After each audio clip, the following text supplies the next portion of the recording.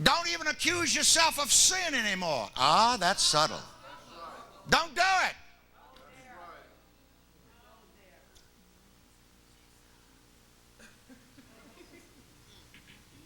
Now the Apostle John says, now he that is born of God does not commit sin. He that commits sin is of the devil. But now watch this. Don't stay there. Go to the rest of it. But if we sin, we have an advocate with the Father, Jesus Christ the righteous. Oh, la macasa.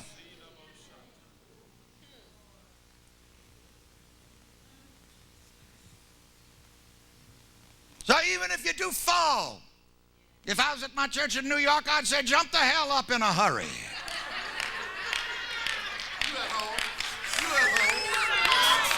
Thank you, Bishop.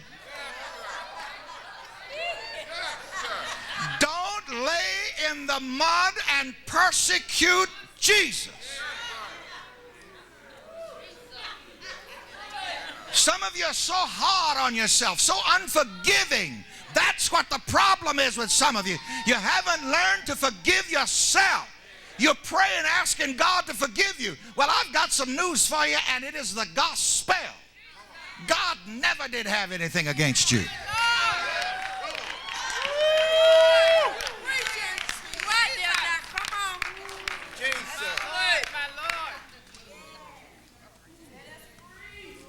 Tell somebody that gospel name. God never did have anything against you.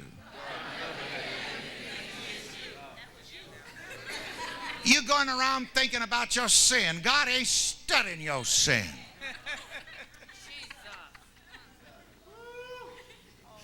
He wrapped himself in the body of Jesus, stretched out on the cross and crossed out your sin, my sin. And John says again, and he is the propitiation for our sin. And not for our sin only, but for the sin of the whole world. You know what the world doesn't know, and that we've got to tell them they've already been forgiven. Already.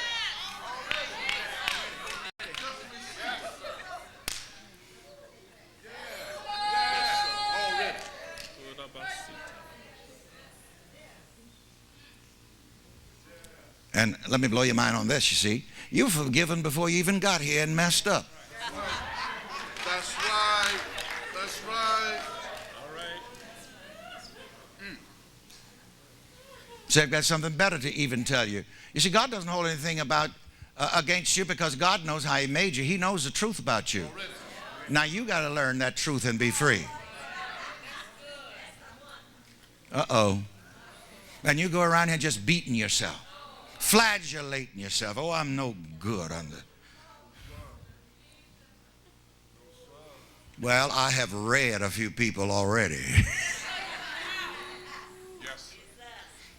You see, another definition from the devil, for the devil, is the devil is an accuser. He accuses the brethren. The Bible says before God night and day. Well, I don't want to get back into him so much, but it's interesting. You know, some of you, I told you God and the devil really not different. You remember in the book of Job, there was a day when the sons of God came before the Lord. Guess who came among them?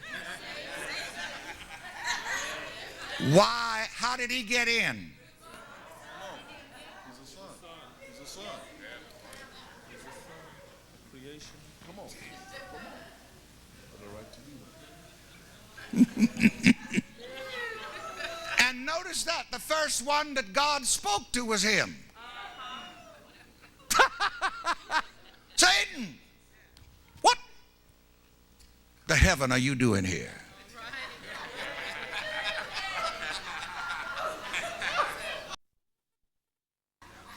Going through the earth and just walking up and down in it.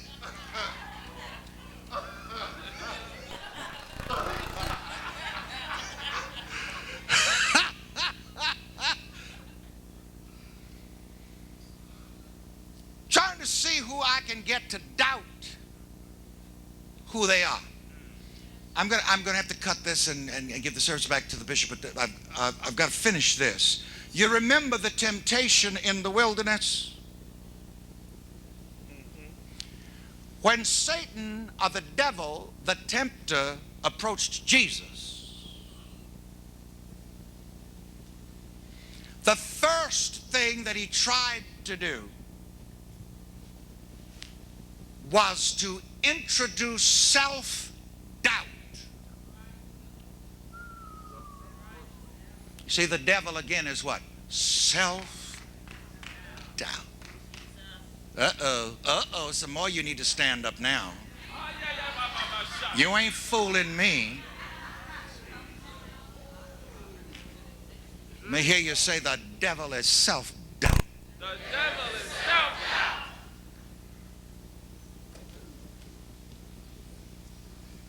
Notice the book says that Jesus had fasted 40 days and 40 nights. I've got a tape on this. I don't remember. I don't think it's here. I don't remember the title of it, Vera. Lessons, Blessings, and Testings. You'll have to write for it. But notice how subtle.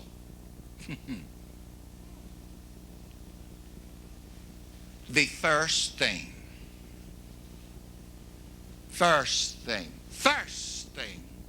that the devil tries to get you to do is doubt yourself. That's right. But God don't love you because you remember you did so and so. Now you know God can't love you. You know you messed up, you know.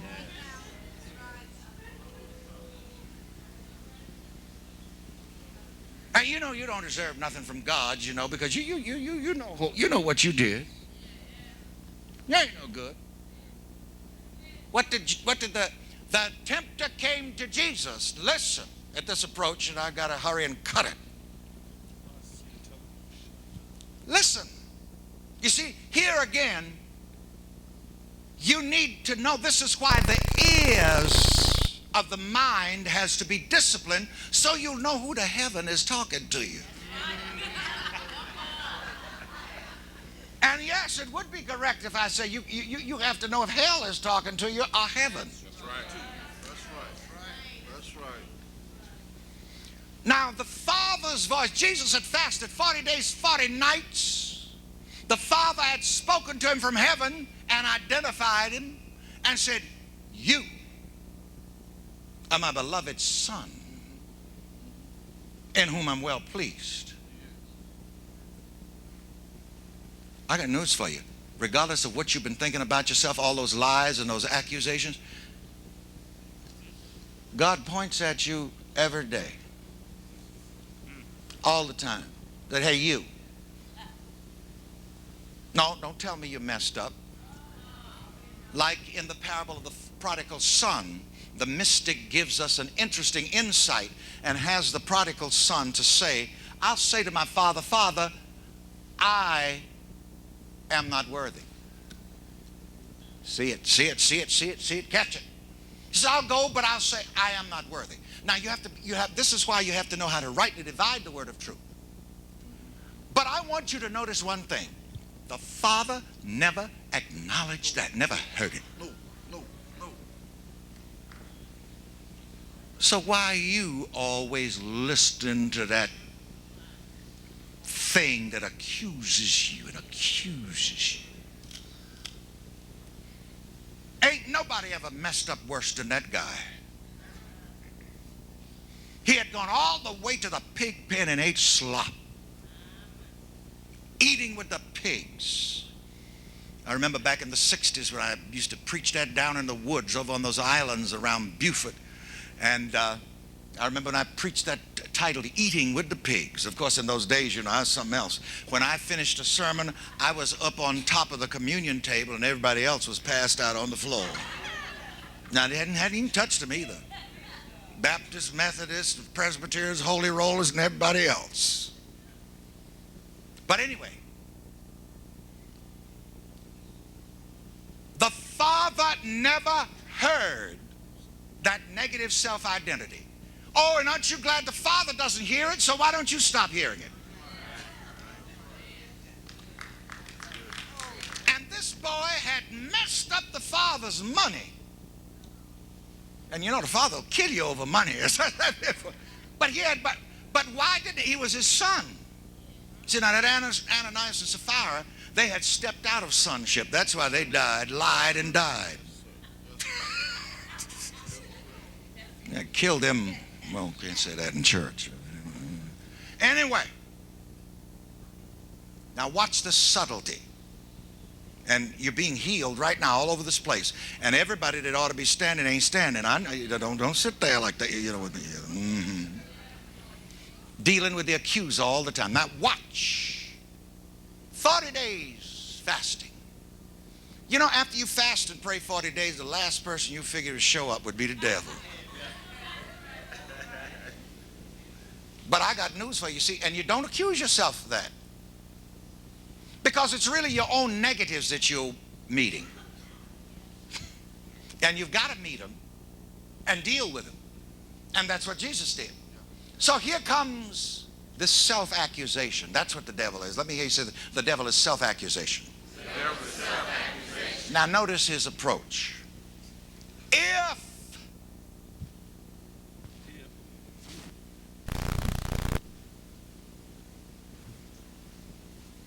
first word, I knew it was the devil.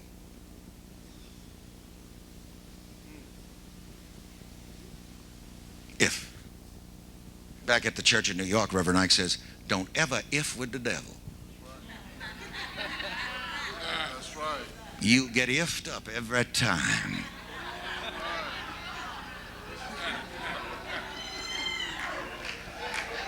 I'm in the book. I'm in the book.